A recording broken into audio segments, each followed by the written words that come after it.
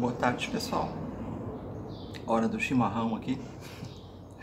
E aproveitar para conversar um pouquinho então também.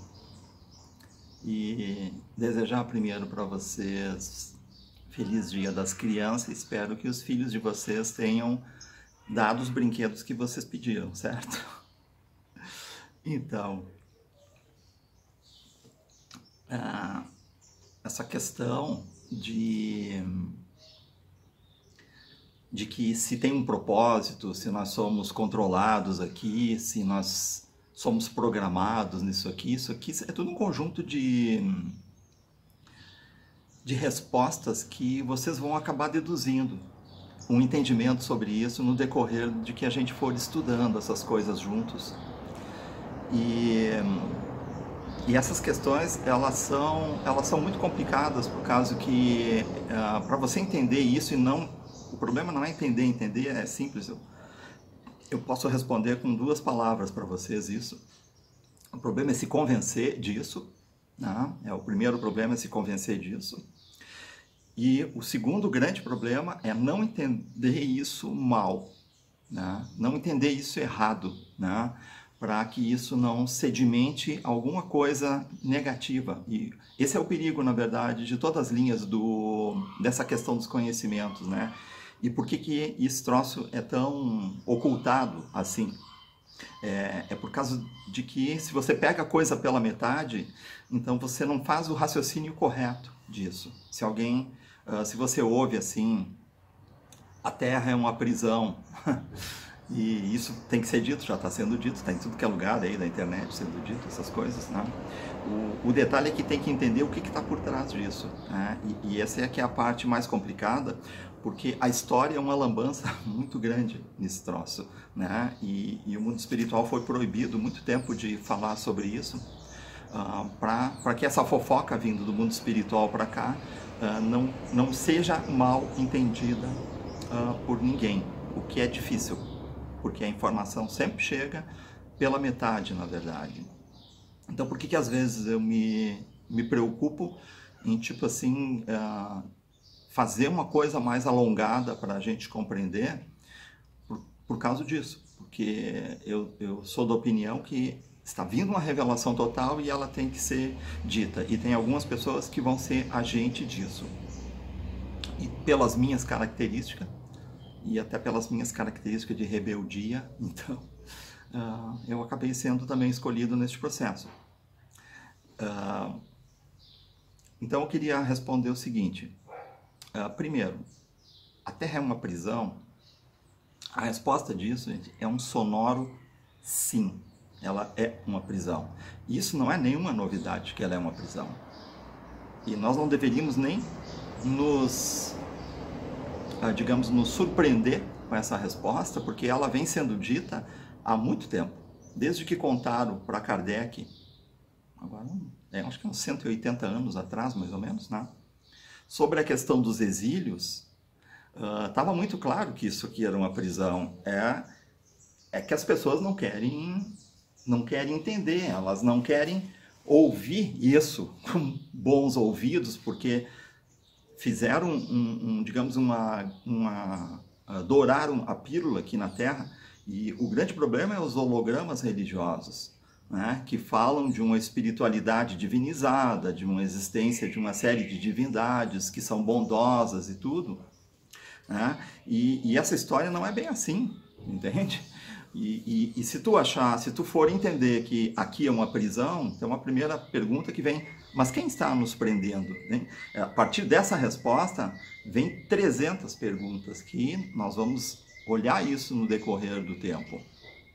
Mas o detalhe é que, para entender por que a Terra é uma prisão e de onde que vem esses prisioneiros que estão aqui, então nós vamos ter que entender sobre Guerra de Órion, sobre a rebelião de Lúcifer, sobre a questão dos exílios, o que são esses exílios, de onde que aconteceu, por quê? Porque é só dito assim, ó, aqui são os exilados, mas não diz de onde veio, por que veio, o que aconteceu, o que eu fiz, né, para estar aqui no meio, e nem é dito exatamente assim, tipo, você é um exilado, é dito assim, a Terra é dos exílios. Metade das pessoas que assimilam essa informação, ela diz assim, ó, não, os outros são os exilados, eu não sou.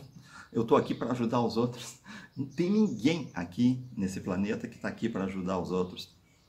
Às vezes acontece que você vem aqui para resolver questões que são pessoais nossas, e no meio desse processo, muitos de nós fizeram contratos do lado de lá, que vão fazer um serviço também para o lado de lá, né? Que envolve, então, alguma coisa no plano que não dá para dizer ajudar os outros. Seria mais assim, ó, uma atividade que tem a ver com ajudar no cumprimento do projeto dessas hierarquias. Tá? Se vocês quiserem entender isso como ajudar os outros, vocês entendam. Mas a história não é bem assim ajudar os outros, porque, na verdade, aqui nessa história que está acontecendo aqui na Terra, mais ou menos está todo mundo, cada um por si, nisso aqui. Embora nós possamos nos ajudar neste processo, de certa forma, tecnicamente, não é possível você ajudar ninguém neste processo. O que você pode fazer é você mostrar algumas coisas, você oferecer a tua mão, mas não é possível tu tirar ninguém daqui, porque isso aqui é uma história que é que nem o Trigueirinho tinha falado ali sobre o livre-arbítrio, né? Se vocês forem olhar, né, as coisas que o Trigueirinho fala, vocês vão ver que a história é que cada um que se auto-escolhe. Né? Isso aí é uma expressão usada pelo Trigueirinho, que o processo todinho da transição planetária é um processo em que você te auto-escolhe. É tu que te coloca ou tu tira de dentro do processo da ascensão, da saída planetária. E as pessoas que estão aqui, vamos dizer assim, que estão ligadas a esse processo, elas podem transferir o que elas descobriram deste processo, porque de certa forma essas pessoas não descobriram por acaso as coisas, né? Existe uma rede neural por trás, uma hierarquia, e essa hierarquia, então, acaba induzindo essas pessoas a passar essas coisas adiante. Mas não é isso que, na verdade, tira ninguém daqui. Não dá para pegar ninguém pela mão e tirar daqui. Né? A história é um pouquinho diferente. Né? E quando você olha, por exemplo, a questão do livro Nosso Lar, então lá também está dito que isso aqui é uma prisão. É só quem não consegue enxergar para perceber que aquilo é uma prisão.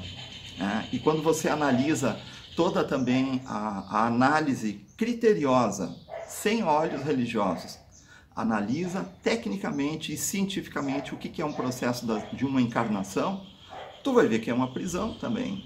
E é uma prisão super, hiper controlada, onde você não consegue sair do processo, que eles chamam de roda de samsara, né? E que, ou os ciclos de encarnações e reencarnações consecutivas. E quando você estuda a própria questão da física quântica, que tu começa a ver a questão das simulações dos hologramas, então tu volta de novo à mesma conclusão, que realmente é uma prisão.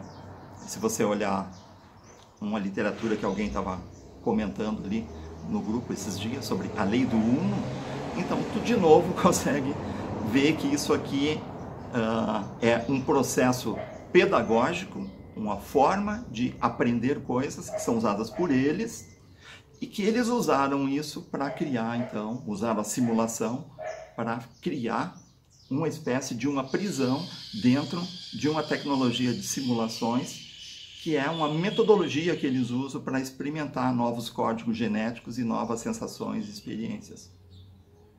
Então você vê, por exemplo, na legislação da lei do Uno, você vê aquela raça de Ra, eles falarem algo como assim, né?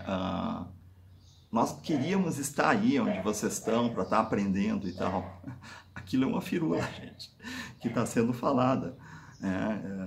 Por que eles não entram aqui, então, se eles queriam, né, estar aqui na mesma condição que nós? O problema não é estar aqui na Terra. Entende? A Terra é um planeta bacana, é bonito. O problema é a condição de aprisionado aqui. Né? Aprisionado dentro de um processo em amnésia é que se torna um problema disso. Mas tudo isso faz parte de uma metodologia e tem um porquê de ser assim. Então não dá para nós falar sobre isso sem entender o porquê que isso é assim. E isso, como qualquer coisa no universo inteiro, existe uma faceta boa disso e existe uma faceta, vamos dizer assim, que não é boa. Tá? Mas não é boa, vamos supor, para o nosso julgamento que estamos aqui. Mas para eles que estão lá fora, isso seria o necessário, gente. E aí se lembrem dessa história que a gente estava falando no outro dia, que para esses caras do lado de lá, essa questão do amor não é ser bonzinho, entende? Para eles, amor é tu fazer o que precisa. Então nós temos aqui, numa espécie de um hospício que isso aqui é, entende? E aí, para você lidar com os loucos daqui, existem metodologias. E como está todo mundo numa espécie de saco de gato, essa história da transição planetária é exatamente para resolver uma parte técnica do processo, que transição planetária não é uma questão religiosa que está envolvida nisso, é uma etapa técnica do processo, onde tem uns que estão tomando porrada aqui e que não precisam mais. Eles já podem ser ou retirados definitivamente do processo, ou pelo menos transferido para uma outra parte do processo que possa ser mais ajustada para essas pessoas. Transição planetária é só isso. Tá? E o ideal disso é que tu saia do processo, que tu não te coloque numa condição de você ter que ser transferido de novo por um outro exílio. Então, é isso que o Trigueirinho fala. E que ele diz assim que é você que vai te auto-escolher. É o que tu estiver fazendo aqui, com quem tu te associa, o que tu resolve mudar e transformar na tua opinião, no teu conhecimento. Então, é aquilo que tu está buscando que define o que vai acontecer contigo após esse processo se encerrar aqui. E para nós, a Terra não vai ser extinta, a Terra continua. Mas os que estão aqui hoje, eles não vão voltar para cá. Então, essa vida aqui, daqui até o momento em que nós morremos, é que define, na verdade, a nossa situação dentro desses exílios. E aí tu tinha feito, acho que a Carla, né, que tinha feito uma pergunta, não sei se foi a Carla agora, que tem a ver com, acho que é a Rosemary, né, que tinha a ver com essa questão de que se nós somos programados aqui, então essa resposta também é extremamente complicada. E tem que entender toda a metodologia para entender que sim, que nós somos programados aqui. Se a Matrix é um programa, então, gente, tudo tem que estar alinhado com esse entendimento. Se a Matrix é um programa, tudo aqui é um programa. Não tem como ser diferente, você não pode dizer que tu está dentro de uma Matrix e que as coisas não são programa. Então, a tua própria mente é a única coisa que talvez seja a coisa real que está aqui dentro. Só que, na condição humana, essa mente está limitada e subjugada por uma série de condicionadores externos, que a gente pode chamar esses condicionadores externos de programa. Então vejam, e por que isso então, assim, por que a mente humana está sendo programada, que esses avatares, eles são programados, os eventos da vida deles também são programados? E aí tem uma máxima espiritual que diz assim, que não tem aqui na Terra uma folha que caia, que não tem alguém controlando esse troço lá do outro lado. E o que eles querem dizer com isso é algo mais ou menos assim, né? Que o nível de controle das coisas aqui é muito alto, é muito grande. Né? Então, a tua própria vida é controlada aqui. E aí vem aquela pergunta anterior, né? Mas e o livre-arbítrio disso? O livre-arbítrio é mais ou menos assim, você está dentro de uma prisão e aí dentro nós vamos te programar. Mas se tu quiser, você vai contra esse programa. Você rejeite o teu programa, porque o livre-arbítrio é assim, aí dentro da prisão, faça o que você quiser. Só que se tu não fizer o que tem que fazer, então você não sai daí. E esse é o fundamento que está dentro desse ciclo chamado encarnação, reencarnação. Então, se tu desencarna daqui, lá do outro lado tem alguém que avalia a tua condição psicológica, o teu equilíbrio, vamos chamar assim. Se eles entenderem que esse teu equilíbrio tu não atingiu, o equilíbrio que tu precisa atingir, e não é só o que tu precisa atingir, é também o que a tua hierarquia lá fora exige para te aceitar de volta, da onde você veio lá. Então, uma boa parte de nós, desse grupo que nós estamos aqui, são cientistas. São psicólogos, cientistas e pesquisadores que estavam ligados às estruturas de Astacheron e dos braços da ordem dos Kumaras, que são 2 braços fundamentais, entende? É um braço chamado Miguel Kumara, que tem subdivisões, onde Astacheron faz parte de uma dessas subdivisões. Esses caras são cientistas planetários, estão aqui fazendo modelagem planetária, estavam aqui fazendo questões ligadas às genéticas, né? Quando vocês olharem e falar, vocês forem ver, vocês vão ver que vocês devem ter ouvido falar, por exemplo, de Santa Ametista e Santa Esmeralda. Essas coisas que são tidas como ordens ou fraternidades, na verdade elas são naves, né? São naves que são do tamanho de planetas, são naves que contêm essas equipes de cientistas que estudam o comportamento de seres que estão envolvidos dentro das encarnações nessas genéticas, como a nossa aqui. Né? Por que vocês acham que para a cura eles acabam dizendo que você tem que ancorar a nave ou a fraternidade chamada de Santa Esmeralda? Né? Porque Santa Esmeralda não é que eles são médicos, eles são geneticistas, entende? Então eles conhecem o código genético. Se tiver que curar alguém de alguma coisa, o que tu tem que fazer? Você tem que chamar os caras que entendem da programação da genética, porque eles entendem aonde que tu pode mexer na estrutura orgânica para poder então fazer o que a gente chama de cura.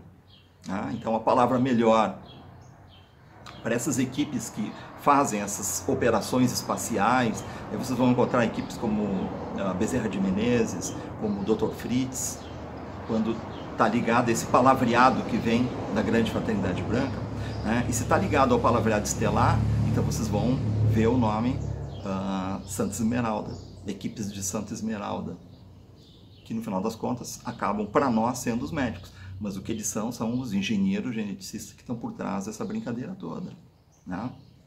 Então, por que tem então essa programação? Essa programação existe não é por uma maldade, foi porque a tese evolutiva estava ligado a uma tese que seria aplicada em seres que não conseguem ter capacidade de fazer a gestão do seu próprio processo evolutivo. São seres que no decorrer das experiências feitas, que começam há muito tempo atrás, para cá, antes dessa civilização nossa aqui, vem se mostrando que quando você larga eles para eles fazerem a própria gestão do processo evolutivo deles, eles não conseguem, não fazem. Eles entram dentro da dinâmica, vamos dizer assim, de como a metodologia está montada. Para nós aqui é encarnação, reencarnação. Para nós aqui é teoria no plano espiritual e prática no plano de 3D, da Terra. Aí, aqui na Terra, tu bota em prática o que tu assimilou. Então, se lá no plano espiritual te falaram, digamos assim, sobre lealdade, sobre importância de amor, de relacionamentos, aí o cara encarna aqui, vamos dizer assim, e sai aqui só fazendo a bagunça, entende? Sai daqui uma pessoa que não é confiável afetivamente, uma pessoa que mente, uma pessoa que engana. Então, o que esse cara aprendeu lá em cima de fato? Porque quando você entra aqui, eles desconectam a tua mente real. Então, o que prevalece aqui? Aquilo que eles deixam conectado. E eles deixam conectado todo o teu complexo emocional. Então, esse complexo emocional, então ele vem à tona na encarnação. Mas você não consegue manipular ele, porque a tua mente não está aqui. Então, eles conseguem te julgar dessa forma. E o que eles viram na prática? Que as pessoas vinham. Então, se uma pessoa é cruel, ela repete essa crueldade aqui. Não muda. E se ela não é confiável, ela continua sendo uma pessoa aqui que é uma pessoa mentirosa, que é traidora, que manipula as coisas em benefício próprio. Né? Então, para forçar um processo de evolução, o que eles fazem? Eles pegam os avatares, que são a parte que entra aqui, e eles programam uma parte disso. Então, quando tu olha em astrologia, quando a astrologia é vista do jeito que eu vi, ela não é como está nos livros, tá?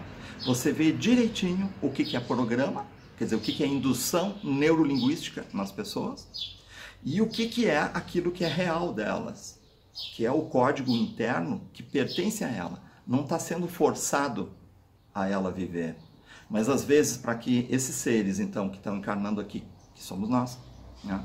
Para que nós possamos, então, enxergar que existe uma outra possibilidade de viver e de tomar decisões, para que você aceite viver isso, então tu tem que ser programado. Você é programado para viver aquele troço. Quando diz assim, ó, uma pessoa nasceu sobre o signo de Câncer. Esse negócio chamado Sol astrológico, isso não é a pessoa. Não é dela. Isso é aquilo chamado ego. Né? É um processo decisório que está por trás. Então, como que essa pessoa vai tomar a decisão? Com base em um programa, um modelo de comportamento chamado Câncer. Então, essa pessoa, quando decidir, ela vai valorizar tudo aquilo que esse arquétipo, esse modelo de comportamento, ele prevê viver. Que é, então, uma decisão que está calcada em fazer prevalecer as questões afetivas, as questões familiares, as questões emocionais, as questões da sensibilidade, as questões da valorização do clã, as questões da importância, então, da família, da proteção, da nutrição afetiva.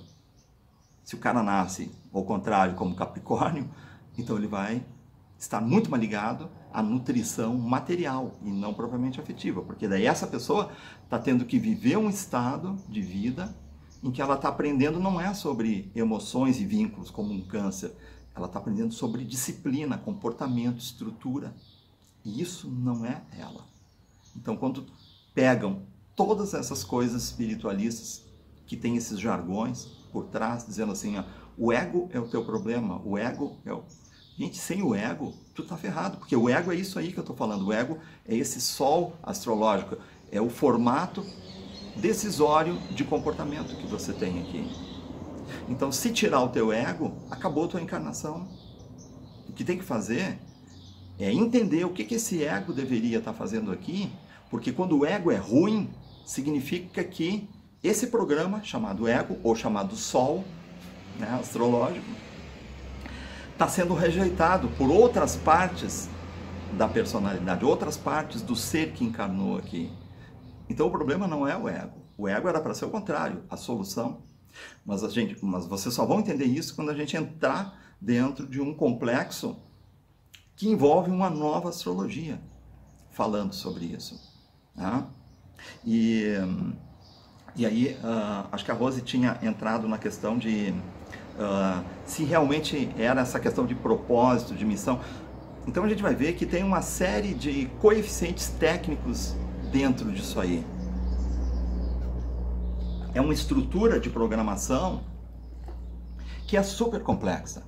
Então é difícil de explicar ela, porque não tem uma resposta só para dar sobre isso. A coisa toda é um grande complexo, um mecanismo super inteligente que funciona aqui. Tá? Então, quando a gente fala propósito ou missão, gente, não é a mesma coisa, porque propósito seria isso que eu falei agora para vocês. Seria propósito, é a mesma coisa que ego, é a mesma coisa que forma de tomar decisões na vida, que é a mesma coisa que o sol astrológico do nosso mapa, que é um programa, não é teu isso. Tu está sendo programado para, nessa vida, experimentar, tomar decisões, ou seja, ego, né?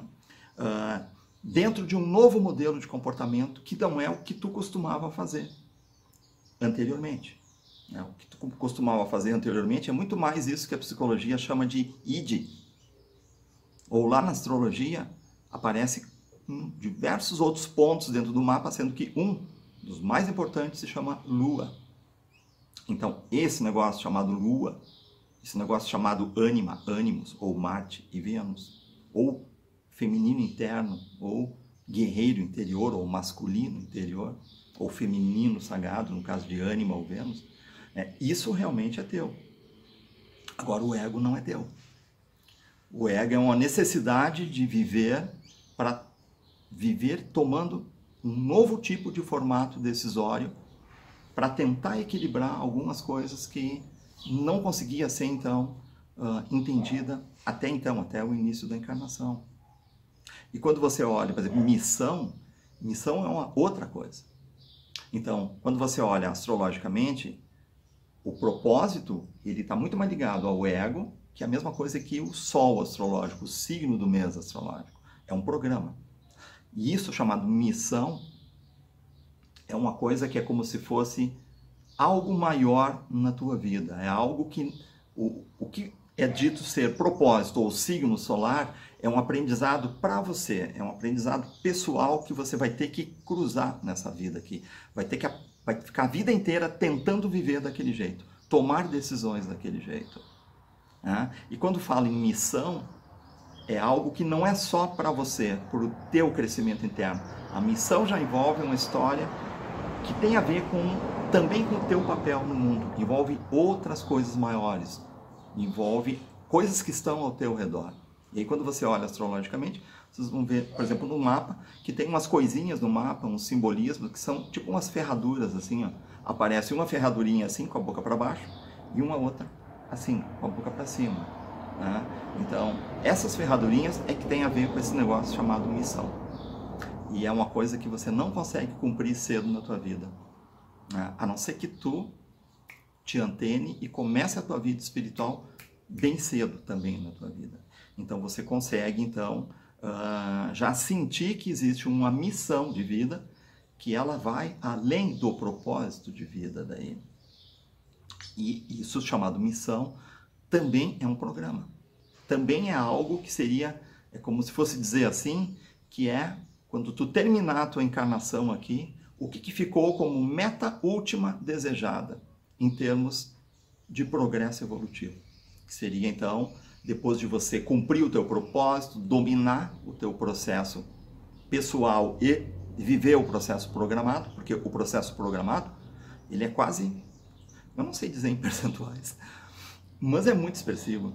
Entende? Praticamente tudo que tu acha que você é a parte programada. E a parte que não é programada, ela está meio que ocultada por trás disso.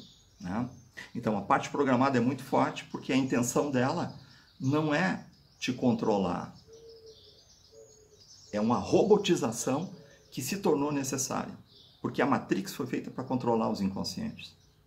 Então, quando você te apropria da tua programação, tu começa a cumprir ela, não mais porque tu está programado, porque tu viu que ela está certa. Que os caras que fizeram o programa, eles colocaram o programa exatamente aonde você não consegue viver.